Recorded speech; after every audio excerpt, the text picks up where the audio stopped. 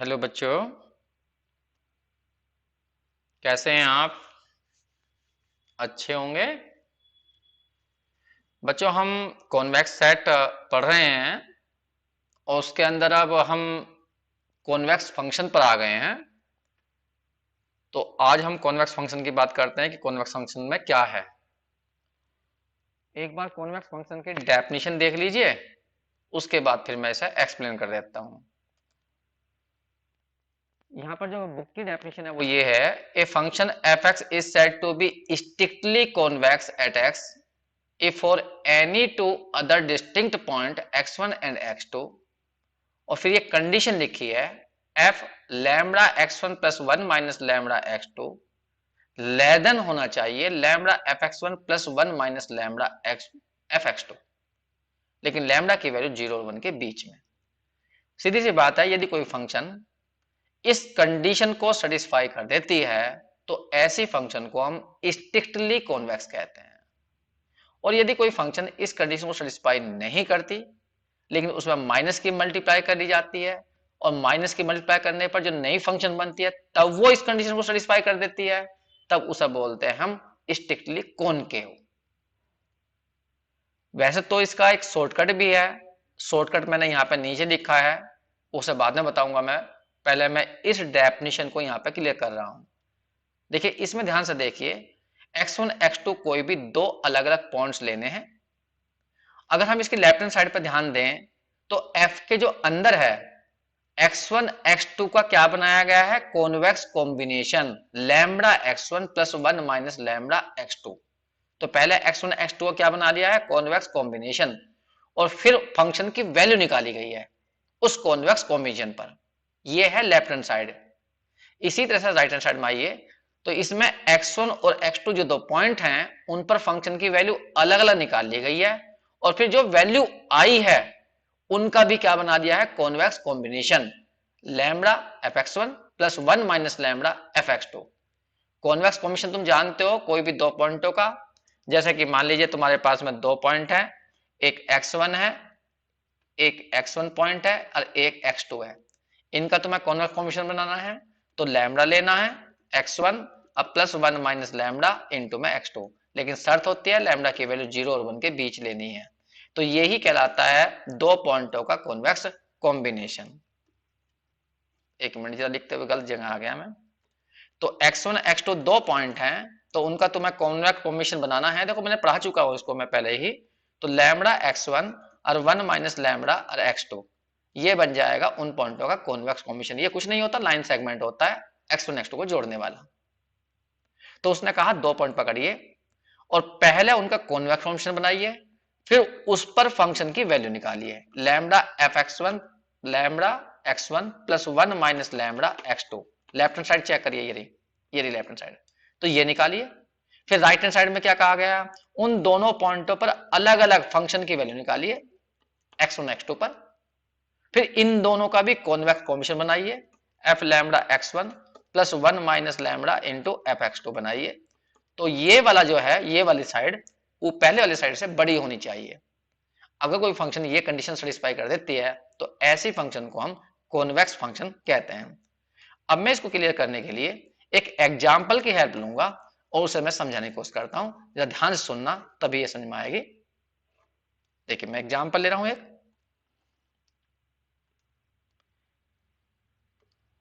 ये मैंने y axis draw करी और ये मैंने x एक्सिस ड्रॉ करी। ये मैंने पैराबोला ले रहा हूं मैं, यहां पर ये लिया मैंने पैराबोला, ये रहा पैराबोला। इस पर मैं दो पॉइंट पकड़ता हूं, एक पॉइंट मैंने ये लिया और एक पॉइंट ये लिया। इस पॉइंट से मैंने नीचे की ओर परपेंडिकुलर डाला तो यहां पर x1 की वैल्यू ये है। एक मिनट के लिए कोऑर्डिनेट बता देता हूं। इसके कोऑर्डिनेट है x1 y1 और इसके कोऑर्डिनेट है x2 y2। यहां से मैंने परपेंडिकुलर यहां पर डाला तो इस पॉइंट पे x कोऑर्डिनेट x2 है, ये ऊंचाई तुम जानते हो y1 है और ये ऊंचाई y2 है। y1 का मतलब, जैसे मैंने y1 कहा तो y1 का मतलब है x1 पर फंक्शन की वैल्यू, और y2 का मतलब क्या होगा, एक मिनट रुक जाइए, मैंने एक गलत लिखा गया क्योंकि मेरा हाथ जो चलता है वो इस साइड में चलता है ज्यादातर, और यहीं पर ही नीचे हाँ वीडियो लगी हुई है। तो यहाँ पर जो है x1 की जो वैल्यू है वो y1 के इक्वल है, और x2 पर जो वैल्यू है वो y2 के इक्वल है। ये तुम जानते हो, फंक्शन के अंदर x1 भरोगे तो जो वैल्यू आएगी उसे y1 कहेंगे। ठीक है, तो लेफ्ट हैंड साइड में क्या कहा गया, जो x1 और x2 है उनका कॉन्वेक्स फॉर्मेशन बनाइए। तो उनका कॉन्वेक्स फॉर्मेशन ये होगा, ये लाइन सेगमेंट ये रहा। तो यहां पर हम फंक्शन मान लेते हैं अपने पास से, मैं एग्जांपल दे रहा हूं। फंक्शन ले ली मैंने f x equal to x square, सभी जानते हैं पैराबोला होता है। इसके अंदर मैंने दो पॉइंट पकड़े हैं, x1 का मतलब लिया है मैंने यहाँ पर 1 या -1 ले लेता हूं, इधर लिया मैंने, और x2 की वैल्यू ले लेता हूं मैं यहाँ पर 2। तो देखिए y1 की वैल्यू कह दीजिए, साफ दिखाई दे रही है, या fx1 की वैल्यू कह दीजिए, एक ही बात है, y1 कह दीजिए, या कितनी वैल्यू बैठ होगी +1, और y2 कह दीजिए या fx2 कह दीजिए, उसकी वैल्यू बैठ जाएगी 2 2 जा 4, ये बैठ गई। अब हम लेफ्ट हैंड साइड निकालते हैं, कंडीशन की लेफ्ट हैंड साइड क्या है, वो है f lambda x1 plus 1 minus lambda x2, ये है। इसमें भरते हैं f लैम्बडा x1 की वैल्यू 1 है, प्लस 1 माइनस लैम्बडा x2 की वैल्यू 2 है। अगर हम इसे सोल्व करें तो लैम्बडा और यहाँ पे माइनस के 2 लैम्बडा, तो माइनस के लैम्बडा बचेगा, अब प्लस के आ जाएगा 2। अब ऊपर देखो फंक्शन क्या थी, f x equal to x square, इससे इसकी वैल्यू निकाल लीजिए, तो ये आ जाएगा, एक मिनट के लिए, x1 की वैल्यू तो -1 है ना, -1 यहाँ पर, तो ये बैठ जाएगा तुम्हारा 2 माइनस के 3 लैम्बडा, ये बैठ गया। तो कुल मिलाकर आ गया 2 माइनस के 3 लैम्बडा का स्क्वायर, ये आ गया। फंक्शन की वैल्यू खोल दी मैंने यहाँ से, तो लेफ्ट हैंड साइड हमारी ये आ गई। अब हम बात करते हैं राइट हैंड साइड की। जो कंडीशन की राइट हैंड साइड है वो ये है, लैम्बडा एफ x1 प्लस के 1 माइनस लैम्बडा एफ x2, ये लैम्बडा एफ x1 की वैल्यू हमने ऊपर निकाली थी 1 आई थी, और plus 1 minus lambda F x2 की वैल्यू निकाली थी 4 आई थी, तो यहाँ 4 लिख दिया। इसे यदि सोल्व किया जाए तो यहाँ पर बैठ जाएगा 4 माइनस के 3 लैम्बडा, ये बैठ गई। अब उसने कहा इसके अंदर कि जो तुमने राइट हैंड साइड निकाली है, ये राइट हैंड साइड ऊपर वाले से बड़ी ही होनी चाहिए, चाहे लैम्बडा की वैल्यू हम 0 1 के बीच में कुछ भी रखें। वैसे तो तुम पर्टिकुलरली चेक कर सकते हो इसको, लेकिन मैं वैसे बदल दिखाना चाहता हूं यहाँ पर कि वास्तव में जो है चाहे लैम्बडा की वैल्यू तुम कुछ भी रखना, तो 2 minus 3 lambda, 2 minus 3 lambda, 2 minus 3 lambda का स्क्वायर हमेशा ही लेस आएगा 4 माइनस 3 लैम्बडा से। मैं ये बात तुम्हें प्रूफ करके दिखाता हूं। अगर ये कंडीशन सही हो गई तो इसका मतलब ये फंक्शन कॉन्वेक्स फंक्शन हो गई। तो अब मुझे क्या करना है, ये कंडीशन दिखानी है कि वास्तव में कंडीशन सही है, चाहे मैं लैम्बडा की वैल्यू यहां कुछ भी रखूं। तो देखिए मैं कैसे कैसे दिखाता हूं, उसे ध्यान से देखना। पहले मैं इसकी बात कर रहा हूं, इसकी 4 माइनस 3 लैम्बडा की वैल्यू। देखिए अभी हमने कहा था ऊपर कंडीशन में कहा गया कि भी लैम्बडा की वैल्यू 1 से कम है, 0 से बड़ी है।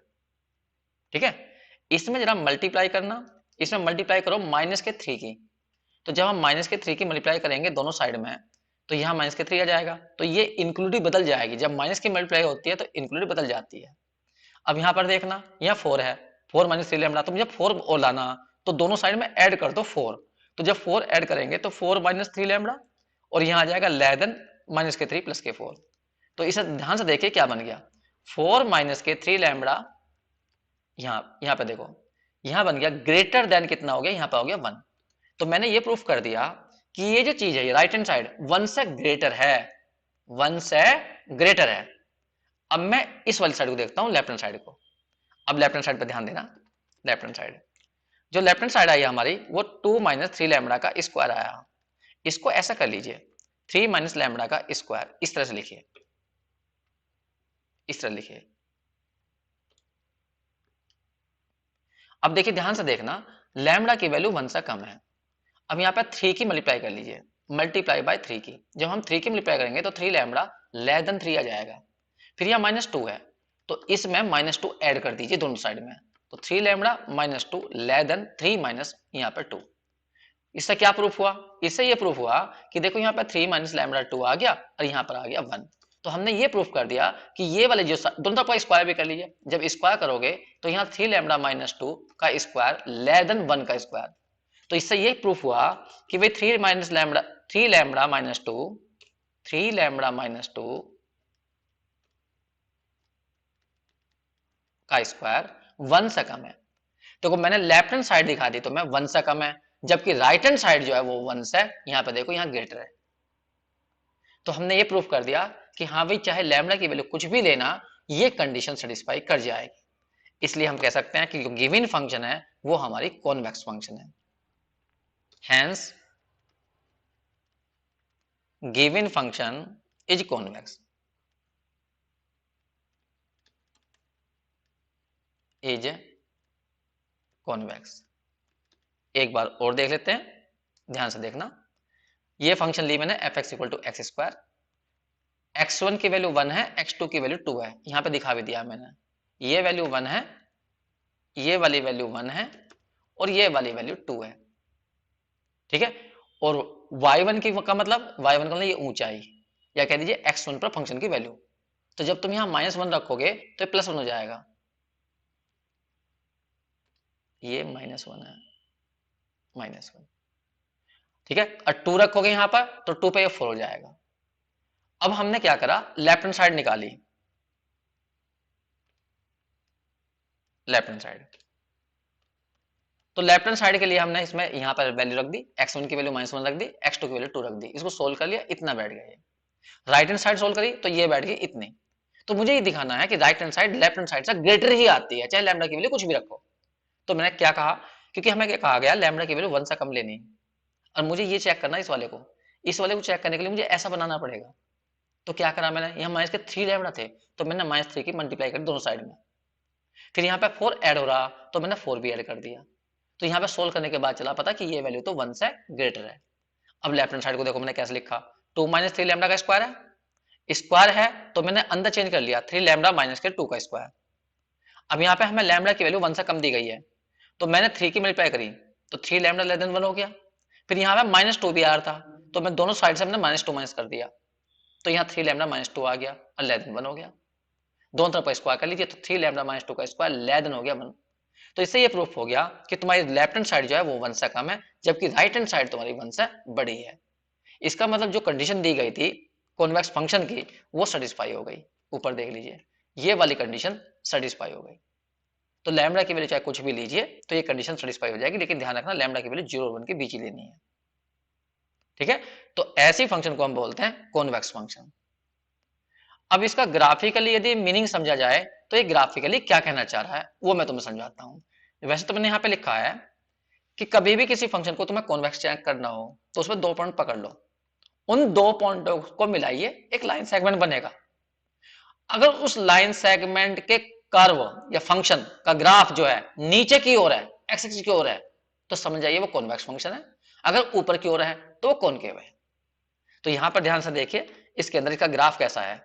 अगर मान लीजिए मैंने एक ग्राफ बनाया और ये जो 2 पॉइंट लिए थे मैंने, इन दोनों पॉइंटों को मिला दिया, ये मिला दिया, तो ये बन गया लाइन सेगमेंट। इस लाइन सेगमेंट से जो तुमने 2 पॉइंट लिए थे, लाइन सेगमेंट से कर्व कहां है, नीचे की ओर है, एक्स एक्सिस की ओर है, तो ऐसी स्थिति में से कॉन्वेक्स कहेंगे। और यदि लाइन सेगमेंट से कर्व ऊपर की ओर बनता तो तब उसे कहा जाता कॉनकेव। तो इसका ये बोलने का तरीका है, इस तरह से जो है ग्राफिकली तुम देख सकते हो इसको। तो मैंने तुम्हें एक एग्जांपल लेकर इसे समझा दिया है। एक छोटा टॉपिक हमारा और बच गया था इस चैप्टर के अंदर, वो देख लीजिए, वो था हमारा क्लोज हाफ स्पेस, एक थे ओपन हाफ स्पेस। देखिए क्लोज हाफ स्पेस क्या होते हैं, ये भी पॉइंटों के सेट होते हैं। सपोज करिए इस तरह का सेट मैं लिख देता हूं यहां पर, द सेट, कलर चेंज कर लेता हूं पेबल का, द सेट, इस तरह का सेट लेना है, x1 x2 dot dot dot dot xn such that c1 x1 plus c2 x2 plus dot dot dot dot plus cn xn less than equal to z, ऐसा। और या ऐसा भी हो सकता है, मान लीजिए y बराबर ऐसा दिया हो, x1 x2 dot dot dot xn such that c1 x1 c2 x2 plus dot dot plus c n x n greater than equal to z. मतलब जिन सेट के अंदर एक इनइक्वेशन होगी एक डिग्री में ये, और उसमें लेस देन इक्वल टू आ रहा होगा या ग्रेटर देन इक्वल टू आ रहा होगा, वे क्लोज हाफ स्पेयर कहलाते हैं, are called close half space, close half space. अगर तुम्हें ध्यान हो, जब हमने हाइपर प्लेन पढ़ाया था तो हाइपर प्लेन में भी यही कंडीशन थी, बस वहां पर इक्वल होता था। तो जब वे एक डिग्री की इक्वेशन इक्वल में लिखी हुई हो, इक्वेशन लिखी हुई हो, समझ जाना, इक्वेशन एक डिग्री में, तो हाइपर प्लेन होता है। और एक डिग्री में ही है लेकिन लेस देन इक्वल टू लिखा हुआ है या ग्रेटर देन इक्वल टू लिखा हुआ है, तो वो कहलाएगा क्लोज हाफ स्पेस। इसी तरह से अगर इसे नोटेशन में लिखा जाए तो नोटेशन में ऐसे लिखे जाते हैं। जरा पहले बार लिखना है तो सिंपल x लिखेंगे और यहां लिख देंगे cx और लेस देन z। दूसरे वाले को लिखना है तो y इक्वल टू लिखेंगे इस तरह से, यहाँ x लिखेंगे और यहाँ लिख देंगे cx ग्रेटर देन z। ये नोटेशन में ऐसे लिखे जाते हैं। इसमें कोई पूछने लगे कि x क्या है, तो x का मतलब हुआ x1 x2 dot dot dot dot xn। इसी तरह से c का मतलब क्या होगा, यहाँ पे c1 c2 cn। ये रहा, बिल्कुल सेम ऐसे ही होते हैं हमारे ओपन हाफ स्पेस। ये तो क्लोज है, क्लोज वाले में तो लेस देन इक्वल टू दोनों चलते हैं, लेकिन ओपन वाले में यहां केवल लेस होगा या केवल ग्रेटर होगा, तो ऐसी स्थिति में उसका कहा जाएगा ओपन हाफ स्पेस। बिल्कुल सेम डेफिनेशन है यही। तो अब मैं बता रहा हूं तुम्हें ओपन हाफ स्पेस क्या होते हैं। द सेट, बिल्कुल सेम लिखूंगा मैं वही, the set x equal to x1 x2 xn such that c1 x1 plus c2 x2 plus dot dot dot dot plus cn xn less than z।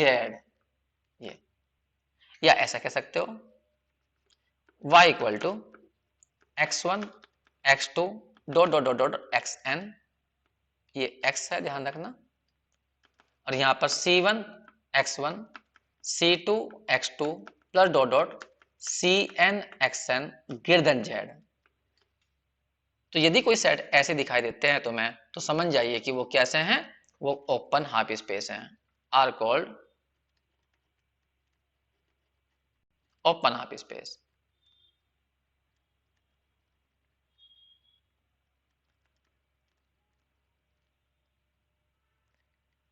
इनको notation में लिखना चाहो तो नोटेशन में भी लिख सकते हो। नोटेशन में लिखेंगे पहले वाले को x इक्वल टू सिंपल, यहां पर x, यहां लिखेंगे cx लेस देन z। दूसरे वाले को लिखेंगे y equal to x such that cx greater than z। ये इसका नोटेशन होगा। तो इस तरह से ओपन हाफ स्पेस और क्लोज हाफ स्पेस पर मैं कुछ एग्जांपल्स दे देता हूं, तो तुम उसमें बता देना कौन सी ओपन हाफ स्पेस है और कौन सा क्लोज हाफ स्पेस है। जैसा कि मान लीजिए मैंने एक एग्जांपल लिखी,